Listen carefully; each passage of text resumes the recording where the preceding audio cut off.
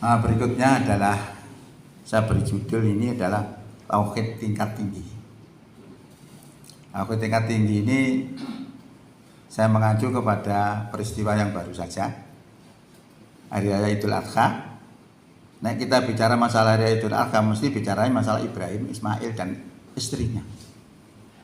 Itu adalah sosok yang ditampilkan oleh Allah dalam Quran itu untuk diteladani, karena dia simbol seorang hamba Allah yang berani berkorban apa saja yang sangat dicintainya. Nah, timbulnya penyembelihan Ismail oleh bapaknya yang bernama Ibrahim, walaupun itu sebenarnya adalah dites saja oleh Allah, sebab diganti oleh sembelihan hewan. Itu karena Ibrahim itu cinta kepada anaknya. Nah, bagaimana tidak cinta lah, orang iman kok punya anak, iman itu sewenang. Saya itu pernah saya ceritakan sedikit. Nah, ceritanya kalau enak. Seorang bapak tidak pernah memperhatikan anaknya. Bahkan ketika diundang oleh sekolah, dia anak-anaknya masih SD. Tak gelem teko bapaknya. Wis kamu aja mah yang berangkat mah. Begitu-gitu nggak penting dibandingkan dengan bisnis yang besar ini. Ngono bapaknya. Ibu yang ngamuk. Marah-marah sejak dulu ketika diundang mesti datang ibunya. Padahal ini acara bapak. Akhirnya dia berangkat. Lah berangkat karena mangkel hati ini. Dolek engken paling mburi. Gak gelem ngarep. Sing ngarep ngene arep sing nom-nom. Untuk memberi support kepada anak-anaknya nanti. Nah, anaknya tampil satu persatu, ada yang menyanyi, ada yang baca puisi, ada yang melukis, macam-macam. Tepuk tangan meriah. Ganti gilirannya tadi yang punya anak disia-siakan tadi namanya Umar, anaknya itu. Umar tampil. Tapi tampilnya tidak tampil seperti yang teman-temannya, dia beda. Tampilnya maca Quran. Dites karo gurune ngaji itu ternyata hafal. Nangis ibu guru. Dia gak ngerti. Kalau anak didiknya ngerti hafal. Ditanya, kenapa kamu memilih seperti itu kok tidak seperti teman-temanmu? Begini, Pak Guru, waktu saya malas ngaji, lalu Pak Guru menyampaikan kepada saya hadis Nabi, bahwa siapa yang mempelajari Quran, mengamalkannya, maka nanti pada hari kiamat akan dipakaikan mahkota yang cahayanya seperti matahari. Dan kedua orang tuanya akan dipakaikan jubah yang tidak pernah ada di dunia. Nah, saya ini kepingin berbakti kepada orang tua saya. Saya ingin memberikan jubah kemuliaan kepada orang tua saya. Terkesiap yang mendengar ini. Arek cilik ngomong koyo ngono. Akhirnya tiba-tiba dari belakang itu ada yang bertakbir, Allahu Akbar, lari ke depan, ngerangkul si arek itu sing jenenge Umar. Ternyata ini bapaknya.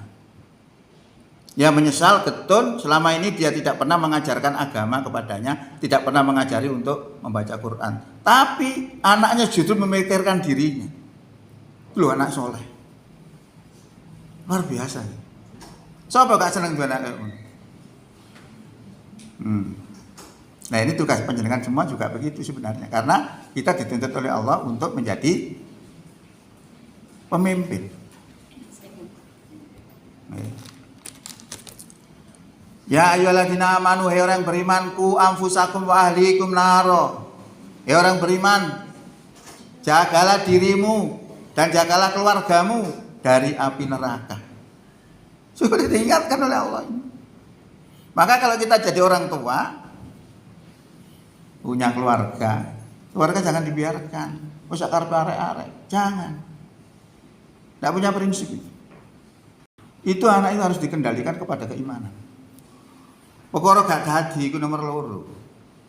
Karena petunjuk adalah petunjuknya Allah. Tapi kita sudah berusaha untuk mengarahkan itu tadi, menjaga diri kita sendiri juga keluarga kita dari api neraka. Ya, nah seperti begini ini kan juga penting untuk disampaikan. Nah, terkait dengan peristiwa Ibrahim dan anaknya, dilukiskan oleh Allah dalam Quran surat Shaffat. Surat Shaffat itu surat nomor 30 itu ayate satu seluruh. Falama balagho ma'awisaya qala ya bunayya inni ara fil manami anni atbahuka fandur madza taro. Maka tatkala Ismail sudah sampai berumur mampu berusaha bersama Ibrahim, lalu Ibrahim berkata, "Hai anakku, sesungguhnya aku melihat di dalam mimpi bahwasanya aku menyembelih dirimu. Fandur madza taro." Bagaimana? Perhatikan bagaimana pendapatmu. Dimintai pendapat. Apa jawabnya? Kalau orang sekarang kira-kira ya, wis bapak ae wae dibeleh, bapak wis tuwek. Awak dhewe iki jek enom jek butuh macam-macam. Apa jawabnya? Bisa mendirikan bulu kuduk. Apa jawabnya? Dia jawab, ya abatif al matu maru satajiduni insyaallahu minas sabirin. Wahai bapakku, laksanakanlah apa yang diperintahkan. Akan engkau dapati aku insyaallah termasuk orang-orang yang sabar. Coba. Anak masih remaja yang dibelai lho, monggo. Bisa seperti itu kita. Nah ini akan kita lihat rahasianya apa ya? Nanti pelajaran terakhir itu apa rahasianya itu? Gitu ya. Yang nomor 3 adalah istrinya. Pada suatu hari ketika Ibrahim mengajak istrinya dan Ismail anaknya masih kecil itu berjalan sampai pada suatu daerah yang padang pasir yang tandus tidak ada apa-apa. Tiba-tiba Ibrahim itu meninggalkan. Ditinggal wong wedok ditinggal tengah ladang koyo ngono. Ya monggo-monggo. Akhirnya terakhir maka gak direken Mbak Ibrahim lalu dia menjerit histeris. Wahai Ibrahim, apakah ini perintah Allah? Baru Ibrahim mandek, noleh. Betul ini perintah Allah. Kalau memang itu perintah Allah, silakan pergi. Insya Allah Allah akan menjaga diri saya. Coba ke pasarannya. Kalau itu perintah Allah dilaksanakan.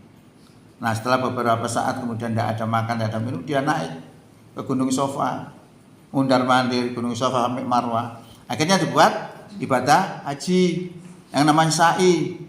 Maka ketika di situ ayat yang dibaca apa? Inna sofa wal marwata min sya'airillah. Faman hajjal baita awi tamaro fala junaka alaihi ayyat tawafa bihima. Faman tatawwa'a khairan fa innallaha syakirun alim. Ini masih hafal saya. Saya haji itu tahun 1996. Ya, kurang tahun nih. Masih hafal. Yang kedua tahun 2000. Ya, yang ketiga gak. Taduk peseng. Ya, seperti itu. Itulah berarti sak keluarga Ibrahim itu orang yang berkorban semua. Ibrahim berkorban sesuatu yang berharga, anaknya dikorbankan. Anaknya berkorban nyawanya. Istrinya berkorban ditinggalkan di tempat yang tidak ada manusia sama sekali. Itu dilaksanakan karena perintah Allah. Coba. Ya, apakah kita sudah bisa seperti itu? Apa rahasianya? Ya. Sebenarnya bisa ditiru. Karena satu, sesuai enggak ya? Satu, Ibrahim itu cintanya kepada Allah melebihi cintanya kepada yang lain. Buktinya disuruh menyembelih anaknya, disayangi, dilaksanakan. Nah, apakah yang seperti itu boleh? Kalau dianalisa dengan Quran, boleh, bahkan benar. Jadi masalah cinta mencintai itu begitu. Tidak boleh mencintai benda di dunia ini melebihi cintanya kepada Allah dan Rasul. Dan itu tidak mudah.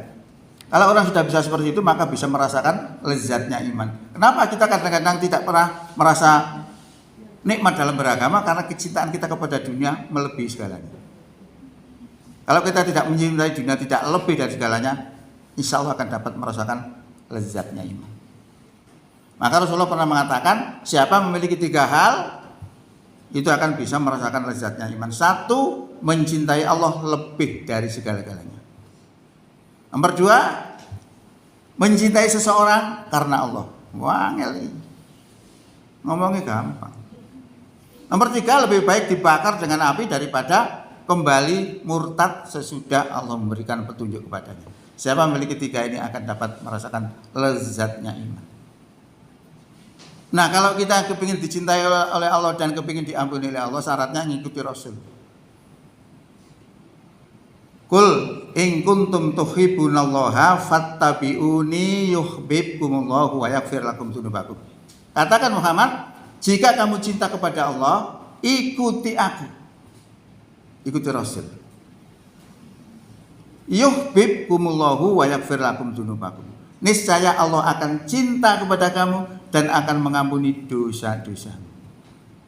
Siapa yang enggak tahu dosa? Nabi Adam itu dosa. Mesti salah.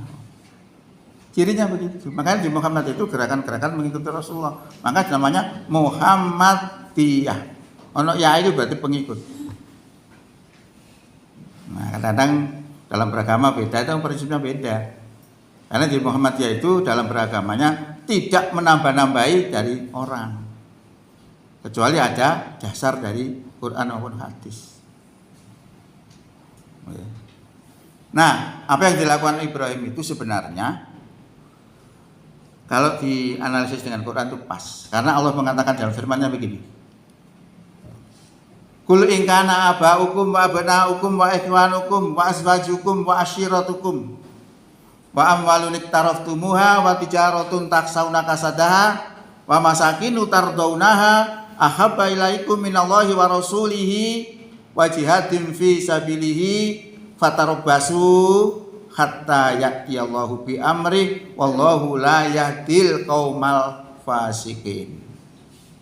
Katakan Muhammad, jika bapak-bapakmu, saudara-saudaramu, jika bapak-bapakmu, anak-anakmu, saudara-saudaramu, kaum keluargamu, harta yang kamu kumpulkan, perniagaan yang kamu takuti kerugiannya, rumah-rumah yang indah yang kamu cintai adalah lebih kamu cintai daripada cinta kepada Allah, kepada Rasul dan jihad di jalannya, fatarabbasu, maka tunggulah sampai Allah mendatangkan perintahnya dan Allah tidak memberi petunjuk kepada orang-orang yang fasik. Ini terkait cinta mencintai itu ada dalam Quran. Nah ini bisa dilakukan mesti oleh orang-orang yang dekat kepada Allah. Bagaimana kedudukan panjenengan di hadapan Allah? Itu tergantung panjenengan menempatkan Allah pada diri kita sendiri. Kalau kita melupakan terus ya kita dilupakan. Mesti tidak akan bisa merasakan lezatnya iman, pasti itu. Itu sudah rumus. Makanya bedanya orang yang dekat kepada Allah, pintu kematian kalau kita takut. Orang yang dekat kepada Allah mengharap, karena itu pintu untuk bisa bertemu dengan kekasihnya. Kekasihnya siapa? Allah. Gitu. Kan beda falsafahnya. Nah, itu karena apa? Karena kecintaan dunia itu beda. Kalau kita terlalu cinta pada dunia pasti begitu. Itu juga terkait dengan masalah harta juga. Harta kemarin sudah saya sampaikan, Rasulullah pernah mengatakan as-shadaqatu syai'un ajibun, sedekah itu sesuatu yang ajaib. Ajaibnya apa? Ajaibnya itu akan muncul kalau sedekah itu dilaksanakan. Karena hakikat sedekah itu belajar tidak terlalu cinta kepada dunia. Ketika kita cinta lalu kemudian berpisah dengan yang dicintai, pasti sakit. Lalu panjenengan dulu pacaran dengan suami istri, terus salah satu ada yang mengkhianati, lalu berpisah, pasti panjenengan sakit. Karena cinta. Nah bagi yang tidak cinta ya tidak sakit. Itu artinya apa? Ketika orang itu gemar bersedekah, ketika akan meninggal dunia, karena berpisah dengan dunia, padahal tidak terlalu cinta kepada dunia, maka pisahnya tidak sakit. Itu rahasianya. Oke. Itu terkait dengan masalah cinta mencintai kepada Allah SWT. Lah itu yang dilakukan oleh Ibrahim. Mengapa Ibrahim itu mampu melaksanakan itu? Yang terakhir,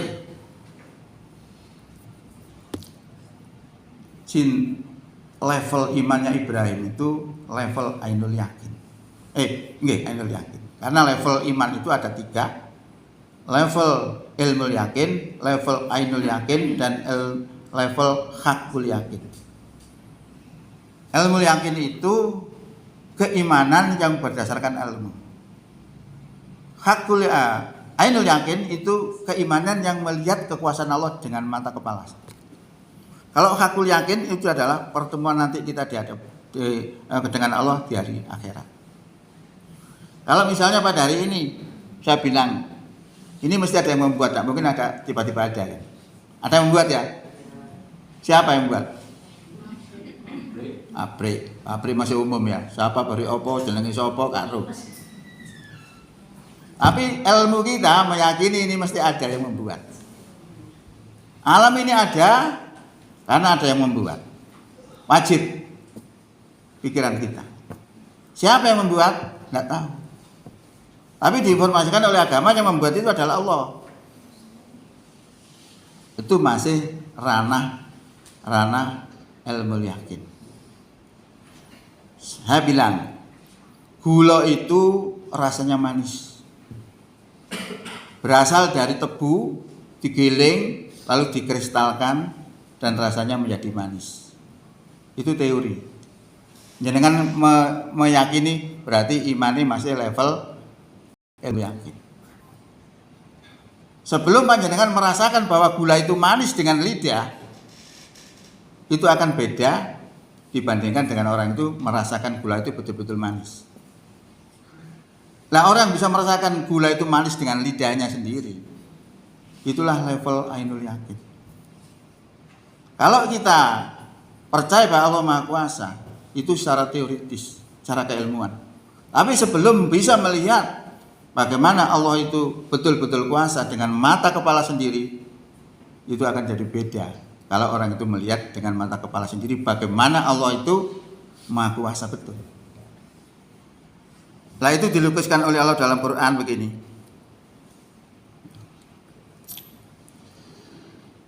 Surat 2 itu surat Al-Baqarah ayat 259. A'udzubillahi minasyaitonirrajim.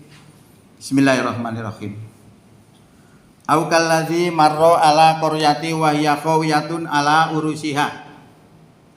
Atau seperti orang yang berjalan di suatu negeri yang dilihatnya negeri itu roboh bangunannya, menimpa gentengnya, mengerubui gentengnya rata dengan tanah. Terus ngomong orang ini, qala anna yuhyi hadhihi lahu ba'da mautiha. Bagaimana Allah akan menghidupkan negeri yang mati itu? Apa yang selanjutnya terjadi? Fa amatahu Allahu mi'ata amin summa ba'asahu. Kemudian Allah mematikan orang itu selama 100 tahun. Kemudian setelah 100 tahun dibangkitkan kembali. Lalu Allah bertanya, "Kam labista?" Berapa lama kamu tinggal di situ? Qala labistu yauman au ba'du yaum. Aku tinggal di situ sehari atau sebagian hari. Mungkin logikanya ya waktu dimatikan itu srengenge nggo etan, saiki kok tengah-tengah kira-kira ngoten, diluk balik. Akhirnya Allah mengatakan, qala bal. Berkatalah Allah, tidak. Labista kamu tinggal mi'ata amin 100 tahun. Faldur ila to'amika wasyarobika lam yatasannah. Perhatikan makanan dan minumanmu lam yatasannah, tidak berubah. Didelok makanan dan minuman ini 100 tahun. Tuh. Ini baru ada kejutan. Nek tadi dibangkitkan 100 tahun, oke. Makanannya utuh 100 tahun. Ya. Banyu-banyu ini mungkin biasanya di Jarno 100 tahun yang melempet ya, entek. Makanannya ala 100 tahun. Saya iki masak menis mampu. Ini kalau utuh. Gawok ini. Dua keajaiban. Satu dibangkitkan 100 tahun yang kemudian makanannya dan minumannya 100 tahun utuh. Gak masuk akal. Fanzur ila himarika.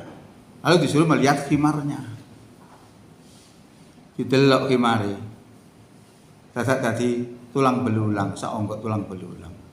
Masuk iki 100 tahun tadi koyo ngono. Tapi makanan utuh mah tidak masuk akal. Tapi itu kekuasaan Allah ditunjukkan kepada orang itu tadi. Lagi mari tadi, napa? Balung. Suma naksuha lahma. Fandur ilahi marika walina ja'alaka ayatalinas. Perhatikanlah himar itu. Setelah dilihat seperti itu, lalu kata Allah, walina ja'alaka ayatalinas. Nah, maka kami jadikan kamu itu tanda-tanda kekuasaan Allah linnasi untuk manusia. Fandur ilal idhomi kaifanunsi suha. Perhatikan tulang belulangnya itu, bagaimana kami menyusunnya. Disusun be Allah didelak be wong kuman. Suma naksuha lahma. Kemudian Allah membungkus dengan daging. Urip maneh. Dilihat oleh orang itu tadi. Loh ya beda keimanannya orang melihat langsung kekuasaan Allah dengan yang secara teoritis. Maka disebutkan oleh Quran itu, falamma tabayyana lahu, maka tatkala jelas baginya, qala a'lamu, aku ngerti, annallaha ala kulli syai'in qadir, bahwasanya sesungguhnya Allah Maha Kuasa atas segala sesuatu. Ini betul aku belajar selesai, tapi berdoa tak sampaikan. Nanti kalian bisa di copy tidak apa-apa. Masih ngomong untuk ini gak wangi. Itu kan gampang. Nah itulah level ainul yakin. Nah terkait dengan Ibrahim ya apa? Ada ayat berikutnya 260. Wa id qala Ibrahimu rabbi arini kaifa tuhyil mauta. Qala awalam tu'min qala bala walakin litatma'inna qalbi. Qala faqud arba'atam minat tayri fasurhunna ilaika summa ja'al ala kulli jabalin minhunna juz'a summa da'uhunna yatinaka saya fa'lamannallaha azizun hakim. Dan ingatlah tatkala Ibrahim berkata, Robbi, Tuhan, tunjukkan kepadaku arini. Ari itu tunjukkan. Ni kepadaku. Arini, kaifatuhil mauta. Bagaimana engkau menghidupkan orang mati. Nabil juga percaya. Maka Allah katakan, awalam tu'min. Apa kamu gak percaya? Lah, Nabi Ibrahim kok takokmu. Bagaimana Allah menghidupkan orang mati? Nabi itu pilihan Allah. Memana awake dhewe ya takut. Wong mati sore maneh temenan. Saya bisa melogikakan. Qala bala, mboten ya Allah, kula percados. Walakin tetapi litat ma'ina qalbi supados hati kula niki tenang. Atine gak tenang tibake. Nabi atine gak tenang pamane awake dhewe. Blendes sampean. Apa setelah tahu seperti itu, setelah diberitahu seperti itu, Allah mengatakan Fahud arba'atam minatoiri. Ambillah 4 burung. Fasurhuna ilaika, lalu hancurkan oleh kamu burung 4 itu tadi. Ya ampun jenenge apa ndak jelas apa burung 4 macam disuruh menghancurkan. Summa ja'al ala kulli jabalin minhunna juz'a. Lalu kemudian jadikanlah tiap-tiap gunung itu ditempatkan burung yang sudah dihancurkan tadi. Mati wong hancur kok. Kita kayak pucuk gunung. Summa ta'uhuna, lalu panggillah burung-burung yang sudah diletakkan di tiap-tiap gunung tadi. Ya'ti naka sa'ya, niscaya mereka akan datang kepadamu dengan bersegera. Inilah imannya Ibrahim.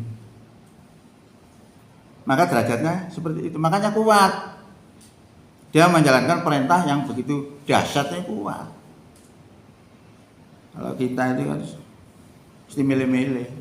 Nah, Pak RJ milih yang senengane anu. Senengane sing Mas Nama Sulasa Waruba. Oleh nikah loro telu papat senengane. Wong wedok gak seneng. Milih-milih. Maka bercermin dari ketundukan Ibrahim itu bagaimana dengan kita? Apakah kita sudah memiliki ketaatan total seperti Ibrahim itu? Apakah kita sudah taat kepada seluruh syariatnya? Barangkali kalau kita diperintahkan untuk sholat, puasa, haji misalnya, terus gak ada masalah.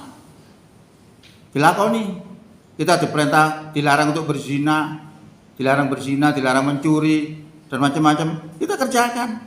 Kita tinggalkan itu semua.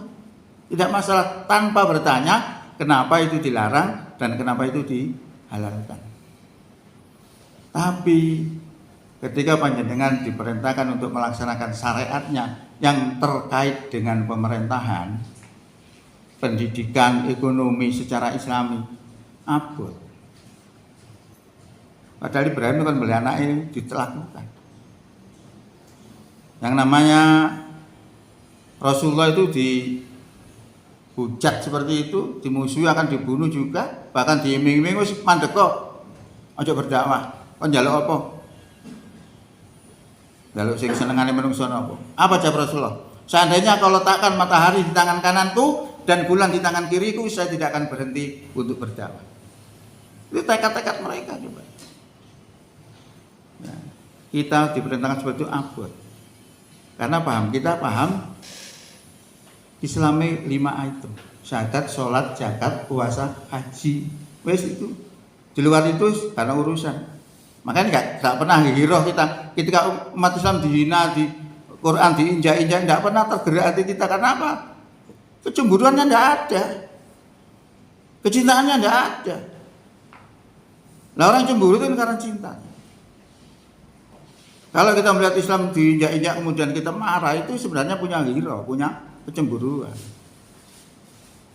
Nah, itu karena belum ada seperti. Nah, paham Islam sebenarnya kalau dalam dunia akademik bagaimana mempelajari Islam itu? Mempelajari Islam itu ada 2 model.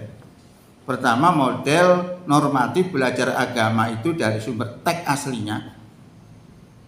Kalau Islam itu akan menghasilkan 3 pelajaran besar, yaitu akidah, syariah, dan akhlak. Nah, biasanya jatuhnya orang di syariah. Karena syariah ini mengatur hubungan manusia dengan manusia dan manusia dengan Allah. Kalau di Indonesia itu sebagian diimani, sebagian dikufuri. Contoh ya, pidana dalam Islam gak diterima. Tapi nek zakat diterima. Soalnya enten seperti itu. Berarti masih percampuran gak temen. Nah, seperti kalau kita mempelajari syariah itu tadi, pemilu kemarin sebenarnya Islam itu mengajarkan. Karena kita tidak memahami seperti itu, dianggap bukan urusan agama. Kenapa sih pemilu kan memilih pemimpin kan? Pemimpin dalam Quran itu dia akan siapa yang harus dipilih? Orang yang beriman, bukan Islam. Orang yang beriman, nah iman masih Islam, nah Islam belum tentu beriman. Saya pernah dikenangin mbak wong. Sampai ngomong beriman itu konyol pak. Ya apa sampai ndelok wong beriman? Iso.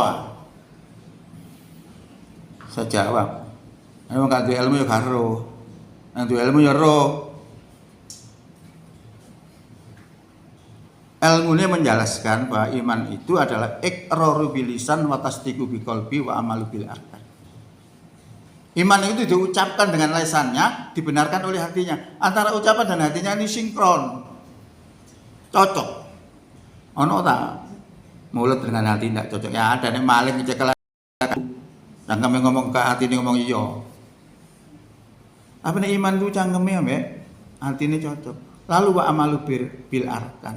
Diamalkan dengan perbuatan. 3 unsur ini iman. Meluru ae apa? Belum tentu beriman. Iso sama nih keras teman. Ya ndak keras kata Allah kok. Wa minan nasi may yaqulu amanna billahi wa bil yaumil akhir wa ma hum bimumin. Di antara manusia ada yang mengatakan kami beriman kepada Allah dan beriman kepada hari kiamat, padahal mereka tidak beriman. Allah yang mengatakan itu. Kenapa kalau dikatakan tidak beriman? Mek ngomong dong. Saya ngaku iman tapi senengane ngombe Berto saya apa. Masuk iman. arkannya nggak ada. Nah kemarin itu juga begitu. Kami lihat itu calon-calon itu masuk kriteria iman enggak. Nah sudah masuk, ya itu yang dipilih. Nek jangan milih liyane disogok. Nek wong punya prinsip tidak akan mau. Karena dengan melanggar itu dosa masalah. Lah gitu ya. Hati iman itu hebat nggih.